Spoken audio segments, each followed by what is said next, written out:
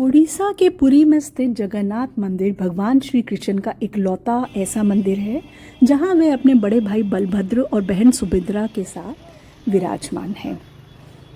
समुद्र तट पर स्थित ये मंदिर भगवान विष्णु के 8वें अवतार श्री कृष्ण जी को समर्पित है। इस मंदिर से जुड़े कई ऐसे रहस्य हैं जो हैरान कर देने वाले हैं। काष्ठ से बनी इन मूर्तियां, काष्ठ अर्थात लकड़ियों से बनी इन मूर्तियों को प्रत्येक 12 वर्ष में बदला जाता है। ऐसी मान्यता है कि जगन्नाथपुरी मंदिर के रहस्य में सबसे बड़ा आश्चर्य ब्रह्म पदार्थ का रहस्य है। कहते हैं इस प्रक्रिया में जब 12 साल पर मूर्तियां बदली जाती हैं, पूरे शहर में अंधेरा कर दिया जाता है, बिजली काट दी जाती है और इस दिव्य ब्रह्म पदार्थ को स्थानांतरित करने वाले पुजारियों के अनुभव के अनुसार उन्हें ऐसा लगता है जैसे अपने हाथों में कुछ जीवित वस्तु वह धारण कर रही हैं।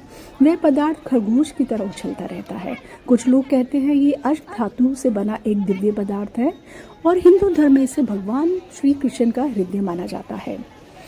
जैसे कि हम जानते हैं कि द्वापर युग में भगवान विष्णु ने श्री कृष्ण का अवतार लिया था।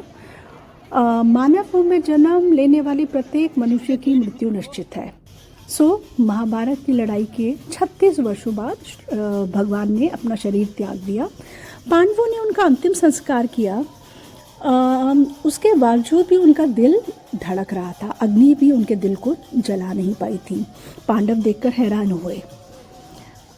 कहा जाता है उस समय एक आकाशवाणी हुई और उसके अनुसार उन्होंने भगवान के हृदय को, भगवान के दिल को समुद्र में बहा दिया।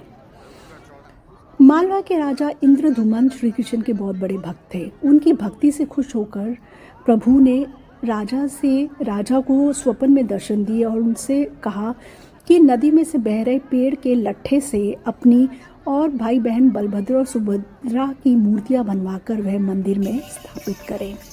राजा ने ऐसा ही किया। लट्ठे से मूर्तियां बनवाने का काम शुरू किया, परंतु कोई भी कारीगर मूर्तियां नहीं बना पा रहा था। कहते हैं जब सभी कारीगरों ने मना कर दिया, वे नहीं बना पाए, तो स्वयं भगवान विश्वकर्मा बूढ़े आदमी का भेष बनाकर मूर्तियां बनाने पहुंच गए। परंतु उन्होंने राजा के सामने शर्त रखी कि जब तक मूर्तियां नहीं बन पाती कोई भी उनके कमरे में नहीं आएगा। राजा ने शर्त मान ली। काफ़ी दिनों तक कमरे से हथौड़ी और छैनी की आवाज़ आती रही। एक दिन कमरे से आवाज़ आना बंद हो गई और राजा ने कमरा खोल दिया।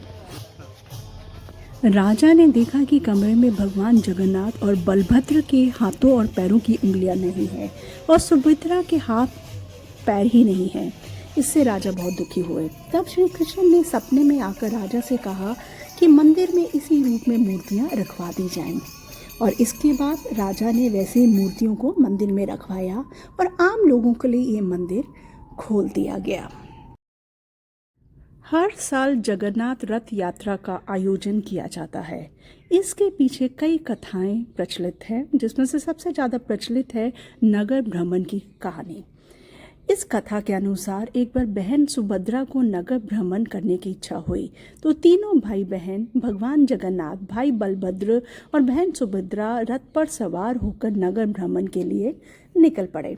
इस दौरान भगवान जगन्नाथ अपनी मौसी के घर गुंडिया मंदिर गए। यहाँ 7 दिनों तक रुकने के बाद भगवान अपने महल लौट आए। इस घटना के बाद से रथ यात्रा की परंपरा शुरू हुई। रथ यात्रा को लेकर ऐसे ही कई कथाएं प्रचलित हैं। रथ यात्रा के शुभ अवसर पर भगवान जगन्नाथ अपने गर्भगृह से निकलकर अपने भक्तों को दर्शन देते हैं। रथ यात्रा एक ऐसा पर्व है जिसमें भगवान जगन्नाथ चलकर जनता के बीच आते हैं और उनके सुख दुख में सहभागी होते हैं। जय श्री जगन्नाथ।